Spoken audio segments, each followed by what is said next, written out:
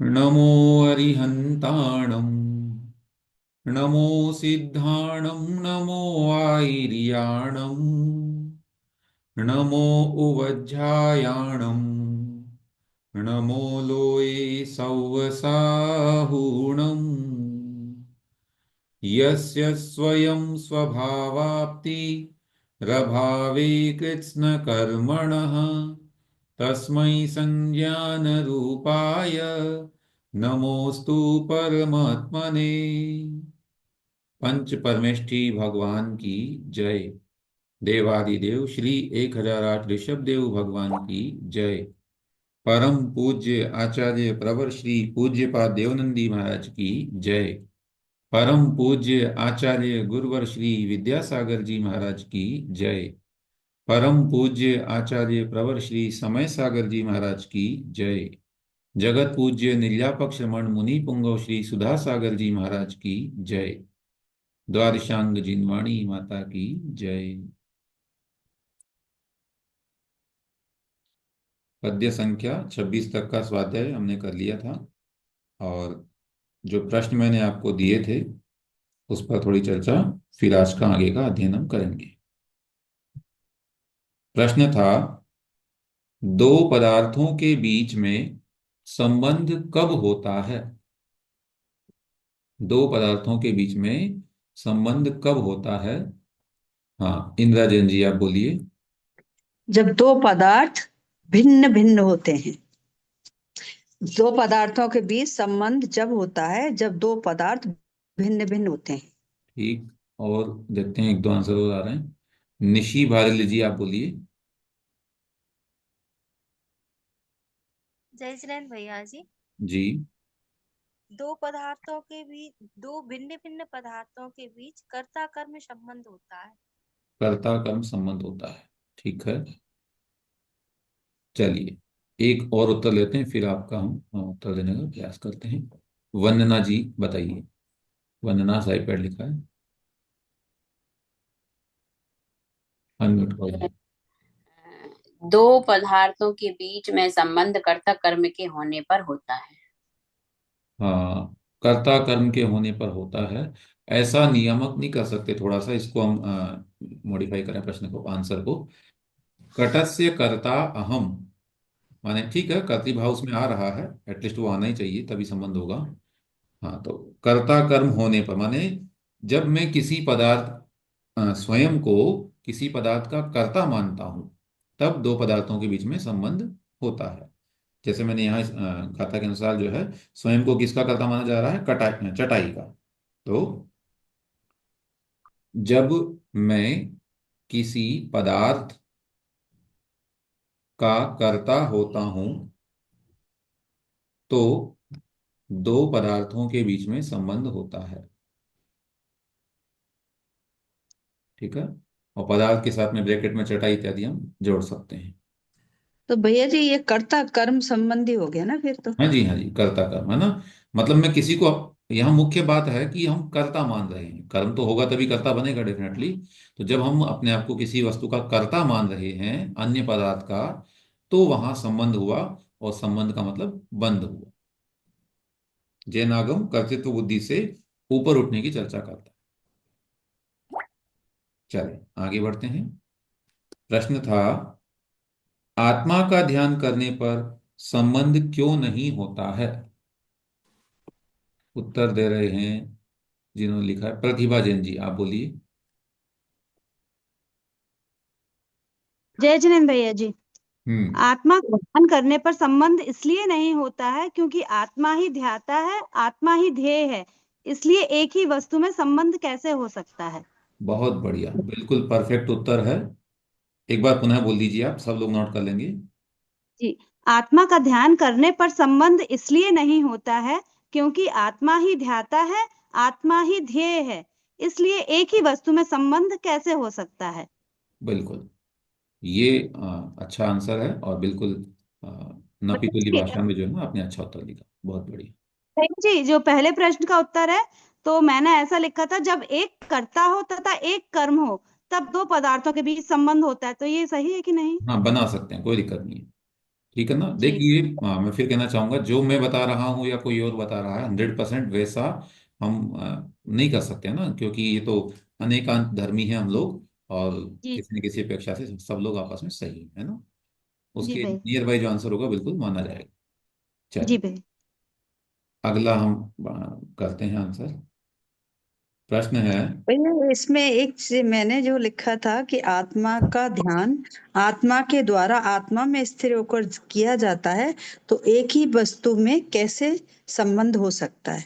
बस तो वही है आंसर, बस भाषा थोड़ी बहुत आगे पीछे हो गई है, तो हम्म। उत्तर सही है आपका, भी कोई दिक्कत नहीं। चलिए, प्रश्न है, जीव किस कारण से बंधता है और किस कारण से छूटता है? उत्तर दे रहे हैं ज्योति पहाड़िया जी। भैया जी, जय जिनेन्द्र भैया जी। जी, जीव राग द्वेष परिणामों के कारण से बनता है, और जब इन राग द्वेष का अभाव हो जाता है तो उसके कर्म नहीं बनते हैं। ठीक। और भी कोई इसका उत्तर देना चाहेंगे? ज्योति मंगल जी, आप दीजिए उत्तर। नहीं, आपने अनम्यूट नहीं किया। हाँ, बोलिए। यह जीव ममत्व सहित होने पर बंधता है तथा ममत्व रहित होने पर छूटता है, इसलिए जीव को ममत्व रहित होना चाहिए। हाँ, ये तीसरा सेंटेंस इसमें अभी नहीं मांगा गया है। प्रश्न केवल इतना था कि किस कारण से बनता है और किस कारण से छूटता है। ममत्व सहित होने पर बंधता है तथा ममत्व रहित होने पर छूटता है। बहुत बढ़िया, ये बिल्कुल सही उत्तर है। ग्रंथ की शब्दावली है। बाकी उत्तर उनका भी ठीक था, राग द्वेष से सहित होने वाला भी, कोई दिक्कत नहीं। चलिए, अब जो है अंतिम प्रश्न है, हमें संपूर्ण प्रयास करके किसका चिंतन करना चाहिए? उत्तर दे रहे हैं रेखा जैन जी। हाँ भैया जी, जय जिनेन्द्र। जी, हमें निर्मम संपूर्ण प्रयास करके निर्ममत्व का प्रयास करना चाहिए हमें। बहुत बढ़िया। हमें संपूर्ण प्रयास करके निर्ममत्व पने का या निर्मम पने का ध्यान करना चाहिए, करना चाहिए। जी भैया जी। चिंतन करना चाहिए। ठीक है, बहुत अच्छा। जी भैया जी। इस तरह से पिछले दो काव्यों में हमने बंध और मुक्ति का जो संबंध है, अर्थात ये जीव में बंध क्यों होता है या संबंध कब होता है, इसे जाना। और फिर इसके उपरांत ये संसार में क्यों भटक रहा है ये प्राणी, अथवा ये बंध क्यों होता है, उसका आचार्य महाराज ने हमें रहस्य बताया कि अभी तक ये संसारी प्राणी ममत्व भाव अथवा राग द्वेष परिणाम होने के कारण से बंधन को प्राप्त होता है, और जब वही निर्ममत्व हो जाता है या ममता से रहित हो जाता है, वैरागी हो जाता है, राग द्वेष से रहित वीतरागी बनता है, तब वह छूटता है। तो ये मुक्ति का उपाय भी हमें बता दिया, और बंधन का कारण भी हमें बता दिया, और साथ ही ये भी उपदेश दे दिया कि हमें निर्ममत्व का चिंतन करना चाहिए, ताकि हम छूट सकें, मुक्त हो सकें। चलिए, अब आगे बढ़ते हैं आज का पाठ। आप लोग सभी माइक ऑफ कर लेंगे। यहाँ पर शिष्य कहता है कि इसमें निर्ममता कैसे होवे? महाराज, आपने कहा कि निर्ममत्वपने का चिंतन करना चाहिए, तो हमें निर्ममता होवे कैसे? अर्थात इसमें निर्ममता के चिंतन करने के उपायों का प्रश्न किया गया है। तब आचार्य उसकी प्रक्रिया को एको हम निर्ममः से प्रारंभ कर मम विज्ञस्य का स्पृहा तक के श्लोकों द्वारा बतलाते हैं। माने अब यहाँ उत्थानी का बार बार नहीं बताई जाएगी, और अ, यहाँ जो है आगे तक के श्लोक ये बताई भी जा रही है, लेकिन इसी प्रश्न का उत्तर जो है आने वाले अनेक श्लोकों में आपको मिलने वाला है। देखो, हाँ, उच्चारण करने जा रहे हैं। हाँ, ऋचा जैन जी अनम्यूट कर लीजिए और आप उच्चारण करिए। एकोहम निर्ममः शुद्धो एकोऽहं निर्ममः शुद्धो ज्ञानी योगीन्द्र गोचरः ज्ञानी योगीन्द्रगोचरः बाह्यासंयोगजा भावा बाह्यासंयोगजा भावा मत्तः सर्वेऽपि सर्वथा। मत्तः सर्वेऽपि सर्वथा। बहुत सही, उच्चारण बिल्कुल स्पष्ट है। एक साथ मैं बोलता हूँ, आप दोहराइएगा। एकोऽहं निर्ममः शुद्धो ज्ञानी योगीन्द्रगोचरः बाह्यसंयोगजा भावा मत्तः सर्वेऽपि सर्वथा। एकोऽहं निर्ममः शुद्धो ज्ञानी योगीन्द्रगोचरः बाह्यासंयोगजा भावा मत्तः सर्वेऽपि सर्वथा। बहुत उत्तम। देखें, एकः अहम निर्ममः शुद्धः ज्ञानी योगीन्द्र गोचरः बाह्या संयोगजाः भावाः, सब में विसर्ग लग जाएगा, मत्तः सर्वे अपि सर्वथा। आचार्य कहते हैं अपने आप को कैसा चिंतन करना, निर्ममत्व पने होने के लिए, सबसे पृथक पना सिद्ध करने के लिए मैं कैसा चिंतन करूं, अपने स्वरूप का चिंतन करूं। एकः अहम, मैं एक हूं, अहम यानी मैं, एकः माने एक हूं, मैं एक हूं। निर्ममः अर्थात ममत्व रहित हूं, मेरा स्वरूप ममता भाव से रहित है, राग द्वेष से विहीन है। शुद्ध है, मैं शुद्ध हूं, अर्थात मेरे अंदर किसी प्रकार की अशुद्धि नहीं है। और कैसा हूं? ज्ञानी अर्थात ज्ञानवान हूं। योगींद्र गोचर है, योगींद्र योगियों के इंद्र, अर्थात जो बड़े बड़े ध्यानी तपस्वी हैं उनके जो स्वामी हैं, उनके गोचर माने होता विषय होना, उनके ज्ञान का विषय हूं। अर्थात मैं सामान्य व्यक्ति के ज्ञान में नहीं आता, बल्कि बड़े ध्यान करने वाले केवली श्रुत केवली ऐसे योगियों के जो स्वामी हैं उनके द्वारा जानने योग्य हूं, उनके ज्ञान का विषय बनता हूं। और बाह्याः बाहर मतलब पृथक भिन्न, संयोगजाः संयोग से उत्पन्न होने वाले, भावाः माने पदार्थ, मत्तः मुझसे, सर्वे अपि सभी, सर्वथा माने सब तरह से। तो इसको लगाएंगे अर्थ को, बाह्याः भावाः या सर्वेपि, सर्वेपि बाह्याः भावाः, सारे भी बाह्य भाव, दोनों तरह से लगा सकते हैं इसका। देखिए एक तरह से बन जाएगा कि जितने भी बाहर के पदार्थ हैं, बाह्याः भावाः, जितने भी बाह्य पदार्थ हैं वे मत्तः मुझसे पृथक हैं, सर्वथा माने सब प्रकार से, वो संयोगज हैं, संयोग से उत्पन्न होने वाले। अथवा सीक्वेंस ऐसा बनाएं, सर्वेपि संयोगजाः भावाः, सभी संयोग से उत्पन्न होने वाले पदार्थ। किसका संयोग? जड़ और चेतन का संयोग, आत्मा और कर्म का संयोग। इससे उत्पन्न होने वाले जो भी पदार्थ हैं, जैसे ये शरीर, ये संपत्ति, पुत्र मित्र इत्यादि, ये सब मत्तः मुझसे, सर्वथा सब प्रकार से, बाह्याः पृथक हैं, भिन्न हैं, बाह्य हैं। ये मुझ स्वरूप नहीं है, अन्य स्वरूप वाले हैं। तो ठीक है, एक बार पुनः अर्थ बताते हैं। अहम एकः, मैं एक हूं, निर्ममः ममत्व से रहित हूं, शुद्धः शुद्ध हूं, ज्ञानी ज्ञानवान हूं, और योगींद्र गोचर है, योगियों के स्वामी अर्थात केवली शुद्ध केवली इत्यादि बड़े बड़े ध्यानियों के द्वारा जानने योग्य हूं। तथा सर्वे अपि संयोगजाः भावाः, सारे भी संयोगज भाव, संयोग से उत्पन्न होने वाले पदार्थ, मत्तः सर्वथा बाह्याः, मुझसे सब प्रकार से भिन्न हैं। ये मुझ स्वरूप नहीं है, इनका मेरा कोई संबंध है ही नहीं। इनका स्वरूप पृथक, मेरा स्वरूप पृथक है।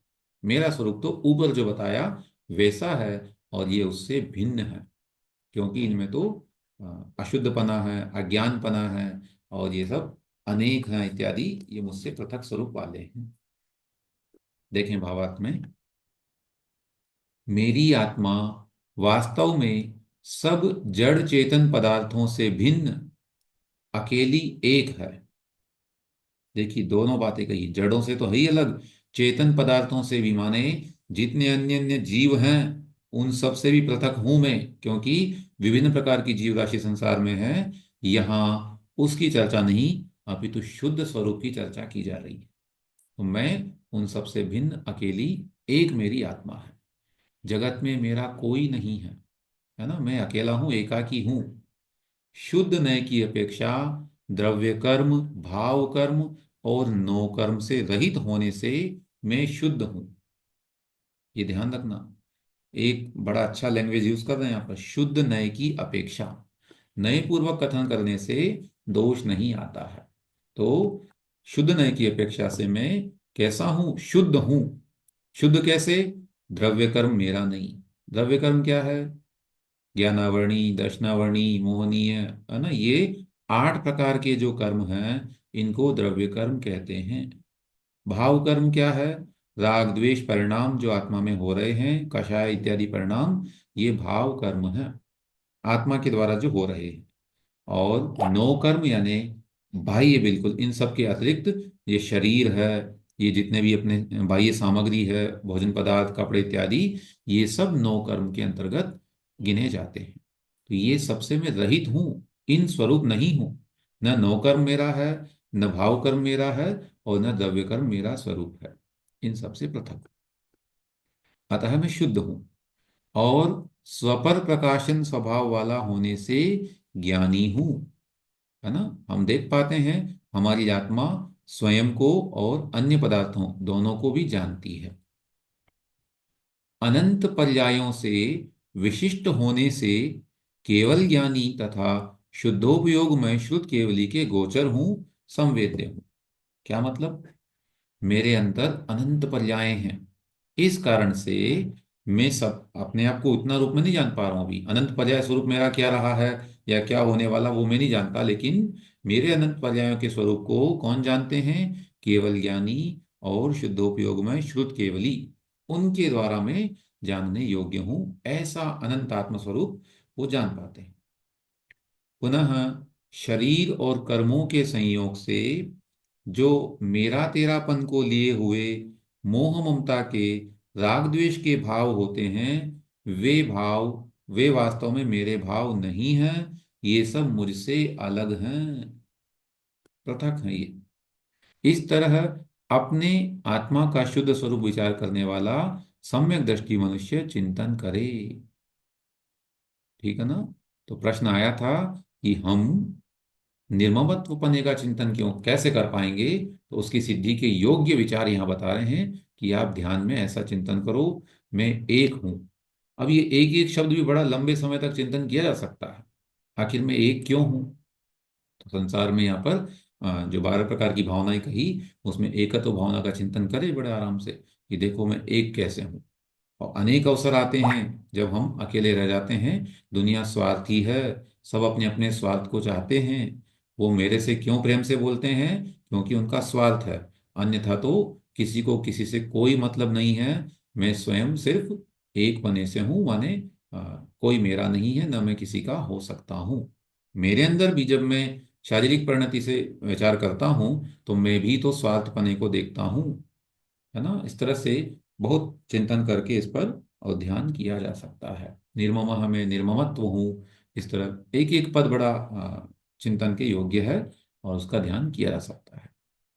आचार्य महाराज हमें सूत्र रूप में यहाँ पर विषय दे रहे हैं कि ये सूत्र हैं, और सूत्र का मतलब होता है जिसके अंदर बहुत अनंत अर्थ छिपा होता है, उसे सूत्र कहते हैं। तो ये सब सूत्र हैं और इनके माध्यम से अनेक अनेक विशाल अर्थ की सिद्धि की जा सकती है। ठीक, तो यहाँ पर आत्मस्वरूप का चिंतन और निर्मम पने का चिंतन किया। फिर भावना करने वाला सोचता है कि देहादिक के संबंध से प्राणियों को क्या होता है, ये जो बाह्य संयोग पदार्थ हैं इनसे क्या नुकसान है, क्या फल मिलता है। उसी समय वह स्वयं ही समाधान करता है। माने चिंतन में और आगे की बात आती है। क्या बात आती है? हाँ, उच्चारण के लिए धनश्री जैन जी आप अनम्यूट कर लें।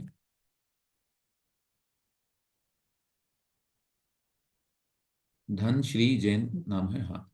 हाँ जी, जय जी भैया जी। दुख संदोह भागित्वम दुख संदोह भागित्वम संयोगादिह देहिनाम संयोगादि देहिना संयोगादिह देहिनाम संयोगादि देहिनाम त्यजाम्येनं ततः सर्वं। तजाम्यम तथा सर्वं त्यजाम्यम नहीं, त्यजाम्येनं तजाम्यम ततः सर्वं मनोवाक्काय कर्मभिः। मनोवाक्काय कर्म भी। हाँ, तो तीसरी पंक्ति में थोड़ा सा ध्यान देना है, एक बार दोबारा बोलेंगे इसको। त्यजाम्येनं ततः सर्वं। तजाम्यम ततः सर्वं। हाँ, आप वो य को न में जोड़ रहे हो, मेन्यम नहीं, म्येनम बोलिए, म्येनम। म- मेयनम हाँ, मेयनम म्येनम ऐसा। मेयनम ठीक है, पूरा श्लोक बोलता हूं मैं, आप दोहराइएगा। दुःख तजाम्यम संदोह भागित्वं दुख संयोगादिह देहिनां त्यजाम्येनं ततः सर्वं मनोवाक्काय कर्मभिः। दुख संदोह भागित्वं संयोगादिदेहिनां तजाम्यम ततः सर्वं मनोवाक् कर्मिभः मनोवाक्काय कर्मभिः। मनोवाक्काय कर्म भी। बहुत बढ़िया, ध्यान रखें, बड़े शुद्धि से उच्चारण करना है और धैर्य पूर्वक करना है, कोई जल्दी नहीं है। दुख है ना, इसमें दुख नहीं, दुख यहाँ विसर्ग भी है थोड़ा सा। दुख हाँ सर, दुख दुख लगना चाहिए कि बोलने में भी दुख हो संदोह रहा है ना, कष्ट हो रहा भागित्वम है। अब आप अपने स्तर पर पढ़ें। देखिए, दुख संदोह भागित्वम संयोगात इह देहिनाम त्यजामि एनम, त्यजामि प्लस एनम ततः सर्वं मनः वाक् काय कर्मभिः। अर्थात उसके मन में चिंतन आया, मैं एकाकी हूं, ये सब तो कैसे हैं, बाह्य हैं अथवा मेरे लिए क्या कारण है। तो उत्तर दे रहा है वो स्वयं चिंतन करता चिंतक, दुख संदोह भागित्वम, दुखों के संदोह का माने समूह का, भागित्वम भागित्व भागीपना हो रहा है, अर्थात भागीदार बनना पड़ रहा है। क्यों, संयोगात संयोग से, इह माने इस लोक में, इस संसार में मुझे संयोग से दुखों का या दुख के समूहों का पात्र बनना पड़ रहा है। किसके संयोग से, देहिनाम, देही बोलते हैं प्राणियों को, देह माने शरीर, और देह है जिसके पास वो कहलाएगा देही अर्थात प्राणी। तो देहिनाम जीवों के संयोगात संयोग से, प्राणियों के संयोग से इस संसार में दुख संदोह भागित्वम यानी दुखों के समूह का भागीदार बना होना पड़ता है। ततः इसलिए एनम सर्वम त्यजामि, इन सब को त्यजामि छोड़ता हूं, या शब्द से लगाएंगे त्यजामि यानी त्याग करता हूं, एनम इनको, ततः माने इसलिए, सर्व माने सबको, तो इसलिए इन सबको छोड़ता हूं। कैसे, मनो वाक काय कर्म भी, मन वचन और काय के कर्म माने क्रिया से, अर्थात वैचारिक रूप से भी, वाचनिक रूप से भी और कायिक रूप से, मन वचन काय की क्रिया से, तीनों प्रकार से मैं इनको त्याग करता हूं। ये मेरे नहीं, मैं इनका नहीं, संयोगों के कारण से ही तो मेरे को दुखी होना पड़ता है।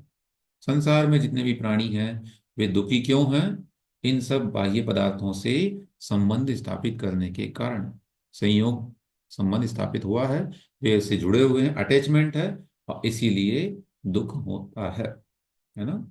जब वो छूट जाता है तो दुख होता है, अनिष्ट वस्तु का संयोग हो जाए तो दुख होता है, इष्ट का वियोग हो जाए तो दुख होता है, अनेक अनेक कारण हैं जिससे दुख ही मिलता है।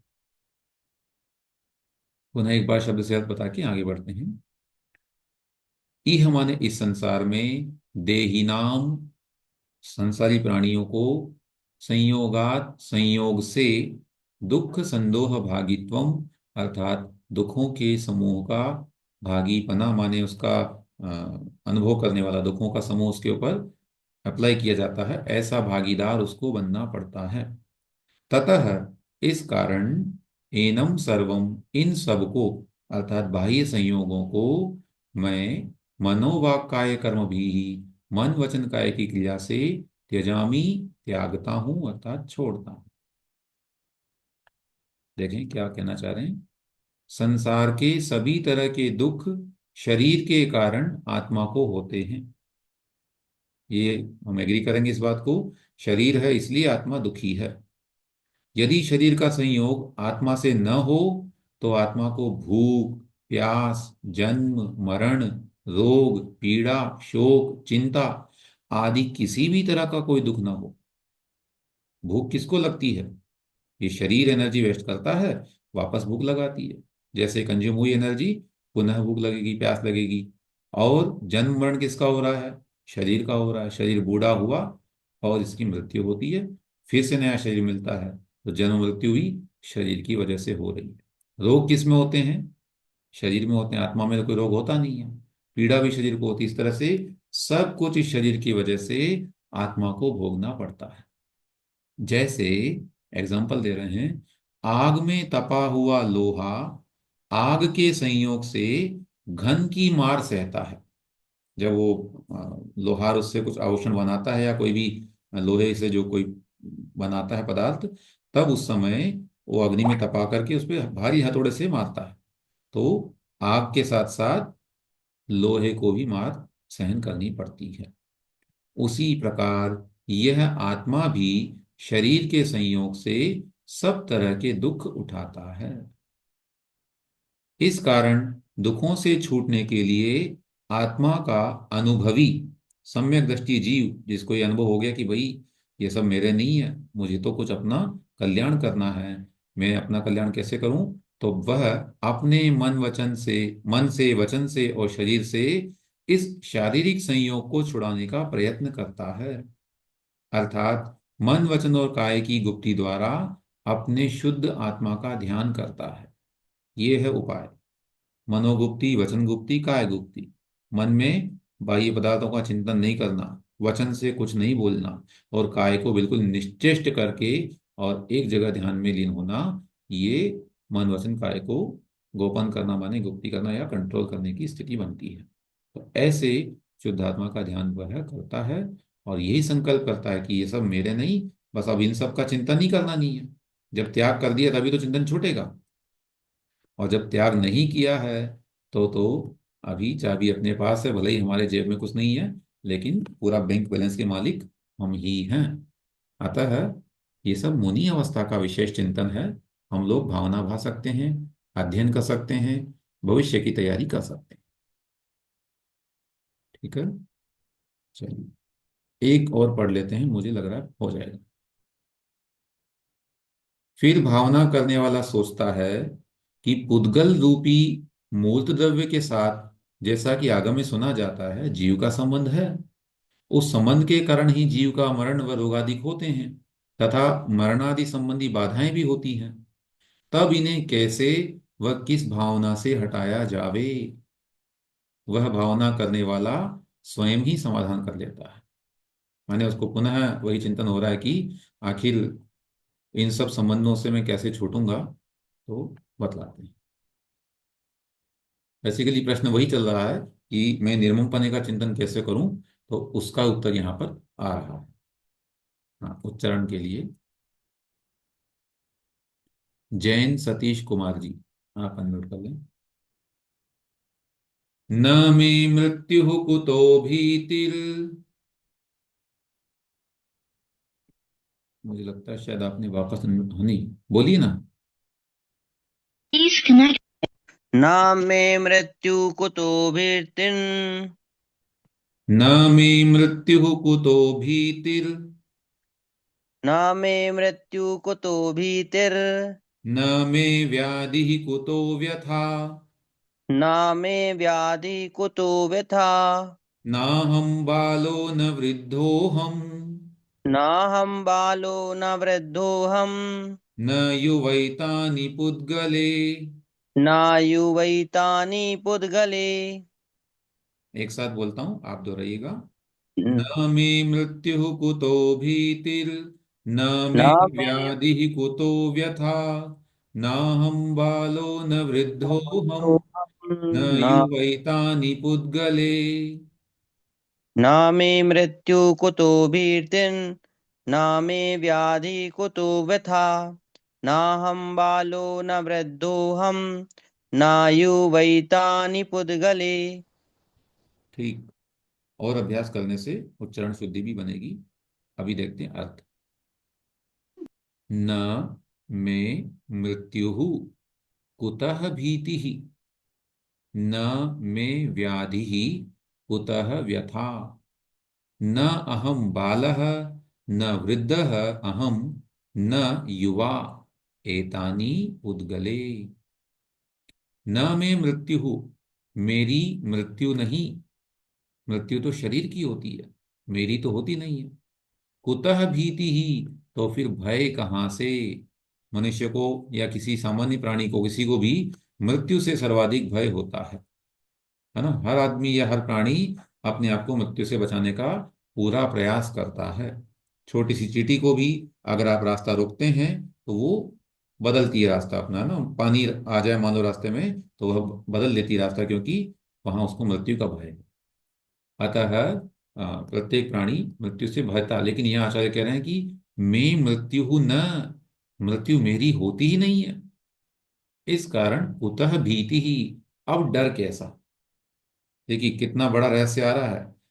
हमारे मुनिराज श्मशान में ध्यान करते हैं, है ना, और वहां उनको डर नहीं लगता है। क्यों? न मैं मृत्यु हूं, मेरी मृत्यु होती ही नहीं, तो फिर भीति किस बात की। न में व्याधि ही, और व्याधि माने रोग, रोग भी मेरे अंदर नहीं होते। तो कुतो व्यथा, फिर मुझे कष्ट कैसा, व्यथा कैसी, दुख कैसा। ये रोग तो शरीर को होता है ना, मुझे तो होता नहीं है। अतः मुझे दुखी नहीं होना चाहिए। न अहम बालः, मैं बालक भी नहीं हूं।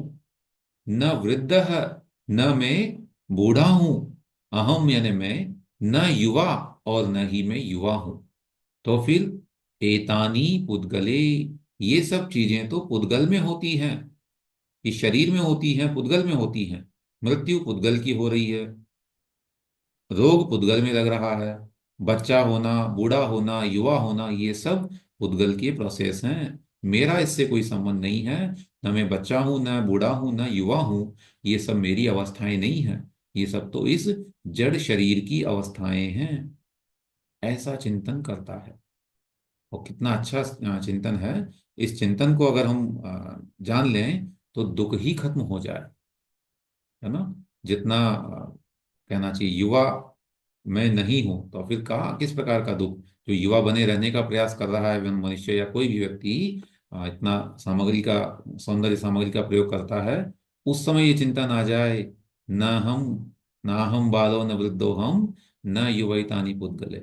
अथवा कोई जीवन में कष्ट आ रहा हो, तब ये चिंता ना जाए, न में व्याधि ही कुतो व्यथा, ये सब मेरी है ही नहीं, ये तो शरीर की है, बाह्य है ना, क्षणिक है, आई है चली जाएगी। अतः इससे डरना नहीं अथवा दुखी नहीं होना। पुनः एक बार अर्थ बता के शब्दार्थ भावार्थ देखते हैं। मैं मृत्यु न, मेरी मृत्यु नहीं होती, तो कुतः भीति ही, फिर भय कहाँ से होगा। मैं व्याधि ही न, अर्थात मुझे रोग नहीं होता। अतः कुतः व्यथा, व्यथा माने दुख, कुतः माने कहाँ से, तो दुख कहाँ से हो सकता है। अहम बालः न, मैं बालक नहीं हूं। अहम वृद्धः न, मैं बूढ़ा नहीं हूं। और अहम न युवा, और न ही मैं युवा हूं। एतानी पुद्गले, ये सब चीजें तो पुद्गल में होती है या पौद्गलिक शरीर में होती है। ठीक। भावार्थ। चैतन्य शक्ति लक्षण भाव प्राणों के त्याग का अभाव। तो एक साथ पढ़ गया मैं। चैतन्य शक्ति लक्षण, जिसका लक्षण क्या है, चैतन्य शक्ति, ऐसे भाव प्राणों के त्याग का अभाव होने से, माने हमारे आत्मा के जो भाव प्राण हैं उनका कभी त्याग नहीं होता। इस कारण से भाव प्राण माने आत्मा का जो ज्ञान दर्शन है वो भाव प्राण कहलाएंगे। वे इस वजह से निश्चय नय से मेरा मरण नहीं है। इसलिए मुझे मृत्यु का या मृत्यु के कारण सर्प आदि का भय नहीं है, अथवा कैसे हो सकता है। आचार्य शांति सागर जी महाराज को याद कर सकते हैं, उन्हें कदापि मृत्यु भय नहीं था। हमेशा वे निर्विकल्प होकर के जंगल में ध्यान किए, कई बार उन पर उपसर्ग आया, और आज हम सभी वो सब जानते हैं, पढ़ते हैं। मूर्तिक शरीर के संबंध से होने वाली वात पित्त कफ जन्य व्याधि मेरी अमूर्तिक आत्मा में नहीं है। ये सब कहाँ हो रहा है? बॉडी में हो रहा है ना, आत्मा से कोई लिंक नहीं है इसका। अतः मुझे व्याधि जन्य व्यथा माने पीड़ा कैसे हो सकती है? ये मेरी नहीं है। पौद्गलिक शरीर के परिवर्तन से होने वाले बालपन, वृद्धापन और युवावस्था रूप भी मैं नहीं हूं, क्योंकि मृत्यु, व्याधि, बालपन, युवापन, वृद्धापन आदि सारी अवस्थाएं उद्गल में हैं। अमूर्तिक चैतन्य स्वरूप मेरी आत्मा में नहीं है, मैं इन सब से रहित हूं। ऐसा लगता है कि जो मुनिराजों पर उपसर्ग आता होगा कदाचित, तब वे ऐसा चिंतन करते होंगे, तभी तो उनको बाह्य बाह्य परिणति का अनुभव नहीं होता, या उससे वे प्रभावित नहीं होते। ठीक, इस तरह से आज तक का ये विषय हुआ, और आज के प्रश्न आप लोग नोट कर लें।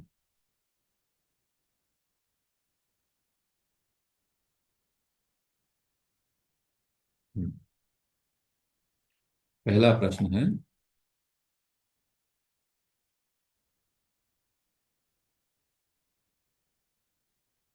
निर्ममत्व पने का विचार करने के लिए कैसा चिंतन करना चाहिए?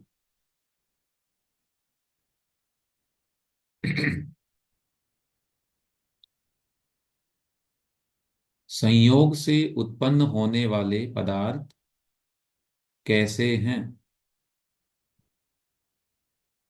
ना, प्रश्न संख्या 2, संयोग से उत्पन्न होने वाले पदार्थ कैसे हैं। पहला प्रश्न अगर लिख नहीं पाए हैं, निर्ममत्व पने का विचार करने के लिए कैसा चिंतन करना चाहिए।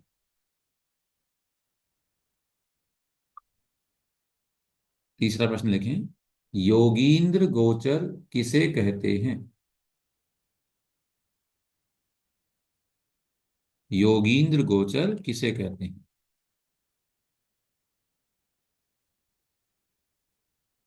अगला प्रश्न, इस संसार में जीवों को दुख का पात्र क्यों बनना पड़ता है? इस संसार में जीवों को दुख का पात्र क्यों बनना पड़ता है?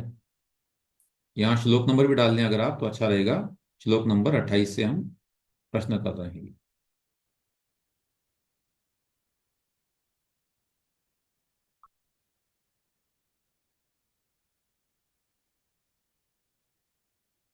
बाह्य संयोगों का त्याग किस प्रकार करने की प्रेरणा दी गई है? है ना, बाह्य संयोगों का त्याग किस प्रकार करने की प्रेरणा दी गई है? बाह्य।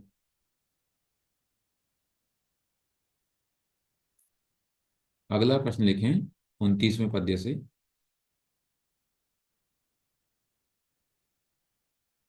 क्या मेरी मृत्यु हो सकती है?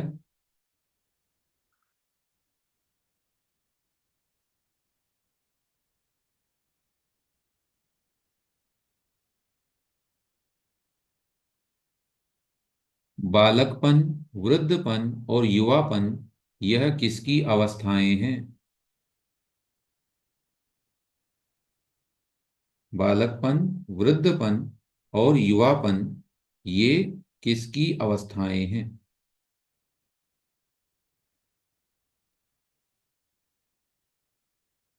ठीक, आज के प्रश्न ये हो गए, और अब आप लोगों के प्रश्नों के लिए थोड़ा समय उसके उपरांत आगे बढ़ेंगे।